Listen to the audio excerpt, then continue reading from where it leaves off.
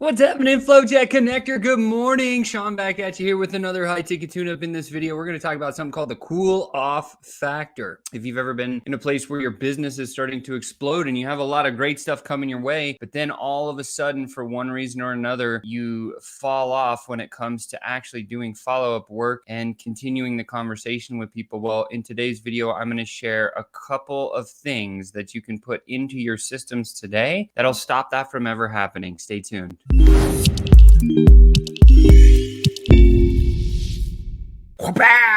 What's up, FlowChat Connector? Sean back at you here with another high-ticket tune-up. Today, we got a great question. The question actually came in from a girl named Kim. Kim said this. She says, Sean, I seem to have amazing sales calls. Congratulations, Kim. That's dope. I've got so many prospects right now that after I finish each sales call, I only have time to send a short email. Any thoughts on this? Well, yes, I have a lot of thoughts on this because this is where a lot of traditional sales pros go to die. Most traditional salespeople will only do one or possibly two reach outs after the initial sales call. And unfortunately, that's the kiss of death, right? Statistics have proven that your 80% of your sales deals come after 13 touch points. Again, 80% of your sales deals come after 13 touch points. So if you don't have some sort of a 13 touch point system inside of your world, you need to put one in there, okay? And so with this said, I've got some cool little slides that I want to run through with you really quick here. Okay, so here is the cool-off factor explained very, very simply for you. I think it's something that everyone will benefit from. So first of all, what is it, right? So what is the cool-off factor? When you're with a prospect, your enthusiasm rubs off, right? When you're so enthralled or tuned up about what it is that you're selling or what you have to offer, or the impact you can make or the transformation you can give, that enthusiasm will rub off through the screen. Now, if you don't have that type of enthusiasm about your product or service, you need to stop right here. You need to take a minute and go back and get convicted on what it is that you're doing, right? And if you're not doing something you love or really, really like truly value, and if it's just something for you to pay the bills right now, it might be time for you to reconsider what you're doing or spend some time on selling yourself on the thing that you're actually selling, right? Because your enthusiasm with every interaction is going to rub off. The second you leave, the prospect begins this cool off period, or what we call the cool off factor. So it's almost like, separation anxiety, but in a way that they just kind of start to forget about you. See, because most people, if you're like me or like you, are probably really, really busy and you have a bunch of interactions throughout the day, but then at the end of the day, you don't remember half of the interactions you had, or maybe you barely remember them. Like I remember in my career, I was taking 13, 15 sales calls a day, and I'm talking to 13 or 15 people a day. Like it's hard to remember that many people day after day after day after day after day, right? And I went doing that for about a year. And what I realized during that time was, like, if you don't have a very robust back-end follow-up system of sorts, then you might fall on your face. And I did. I actually lost. In fact, you can even ask Melissa right now. Back when we started our first software company, we used to do a tremendous, I think 96%, 98% of our business came by selling through chat. And I couldn't even get to all the people that I had in my chats. And so there's millions of dollars that are left there simply because I didn't have a good follow-up system. And so a lot of them cooled off, right? Your job is to keep the prospect hot on two things. Very simple. You and the sale. That's it. You is the first part. I put that in capital letters for a big reason. People buy you. They don't buy your product or your service or anything else. They buy you, your vision into it, the conviction that you have, the consistency that you connect with them, the persistency when you get told no by them. Like the more resilience and the moral fiber you can bring back to the table, the better off you're going to be with that prospect. And what's crazy is if you ask a lot of people why they got started with your business, a lot of them are going to say because of you, right? And that's just what the facts are. And so I know a lot of people that will come our way simply because they know that they can get a little bit of me in helping them to grow their business because, I've done it a lot of times. And so I think that's interesting. Just to keep some perspective is that it's not always about your company. It's not always about your product or your service or your whiz-bang widget or gadget that you've built, or it's not about a software tool or anything else, or even a coaching program or anything like that. It's about they buy you, right? So if you're not on point, you need to get on point, right? And again, this is where we go into becoming a high-performance entrepreneur and a bunch of other things. But let's move on. Here's some pro tips. First, you are a major reason of why they buy. So with that said, it needs to be you or correspondence from you or your initial immediate team in which you stay in front of them. Secondly, you must reiterate your connection in your follow-up messages and contacts, right? One of the things that you do during a sales conversation is you make a connection, and that connection becomes extremely valuable. You start to understand them at a different level. They start to understand you at a different level. And then when you stop talking and you leave the meeting,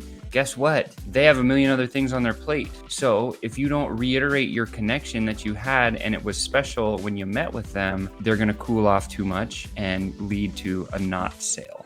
Lastly, I think the other thing that you got to remember here is the more times you remind them, the less chance they will forget you and or why they might buy from you, right? And so this is, again, leading to the one thing where I think we all kind of, unless you have really robust systems, this is the how-to, right? Every sales process should have a very robust system of follow-up. I was just going through, I don't know if you've ever read this book. It's called The Ultimate Sales Machine, written by Chet Holmes. It's a really, really good classic sales book. And in it, he talks a lot about some of these things. With every follow-up process, again, 13 touch points is what we're shooting for. So anything up until the sales conversation, however many touch points you've had until then, we need to think about like how many more touch points do we have to get to 13 touch points. And so the first thing we should do after a sales call, so this is right after you finished your sales call, send a follow-up letter or email. Now, a lot of people have asked me, Sean, how long should I wait before I send this follow-up letter or this email? And the answer is as little a time as possible. The quicker you can respond is proven statistically for you to get more business. So after you finish each sales call, what I'd recommend is put a 15-minute or a 20-minute buffer before your next call so you can sit in that conversation just for a few seconds and write a very healthy, easy, not healthy like long, but I mean like very punchy letter that just kind of reiterates your connection, talks about the things that they're trying to accomplish, shares how maybe you can encourage their dreams with using your product or service. And then again, just as a PS on that, just say, hey, it was really awesome personally connecting with you. It's not too often I run into a game changer kind of person like you. Or, I mean, be genuine and be authentic about it, but send that thing within 15 minutes to at least 1 or 2 hours after your call. 2 hours is probably the max. I try to keep it under 1 hour. And I've gotten compliments. One time I sent one in 12 minutes and I got an email back saying, whoa, 12 minutes is the fastest response time, because this company actually tracked how quickly a sales pro would respond back to them. I did it in 12 minutes and they said that's the fastest they've ever had. And guess what? They bought something from me just because of that. So again, being speedy to the follow-up letter or the email, if you have a template or something like that, that will be very powerful for you. So after your sales calls, figure out what kind of a system you can put in place to send a quick follow-up letter or email. Secondly, leave a ringless voicemail if you have the technology to do it. A lot of tech out there you can do. You can just go get some software out there. And once you get their phone number, if and when you get their phone number, you should get their phone number.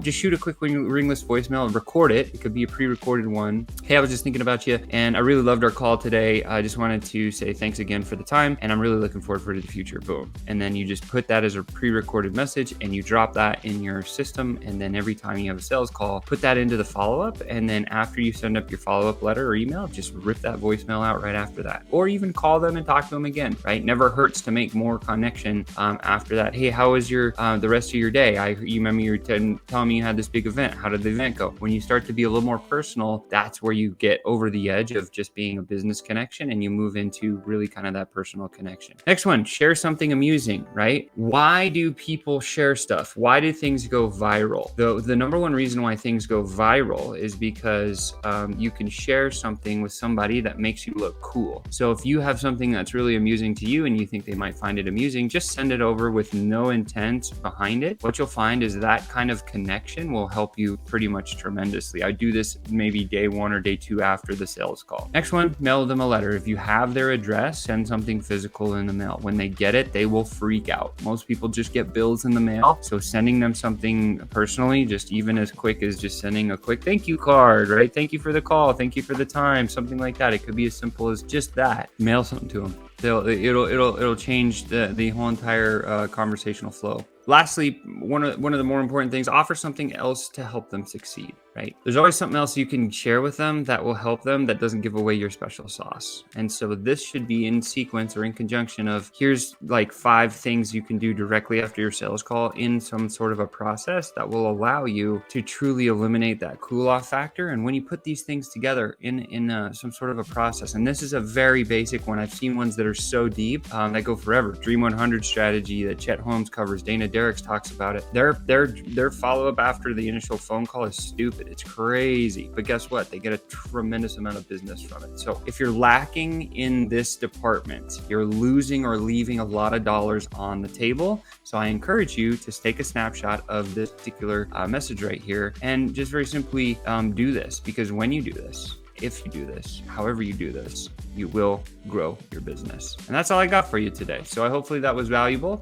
Make sure and smash that like button, share this out to people that might need it. And don't forget, subscribe to the channel, because we need to feed the algorithm gods and help traditional salespeople become professional salespeople. So thank you for these gems. Someone told me, thank you. You're welcome. It's my pleasure. I hope it helps you put it into your business today. Very, very valuable. So with that said, I love your face. I can't wait to see you next time. Have a great day.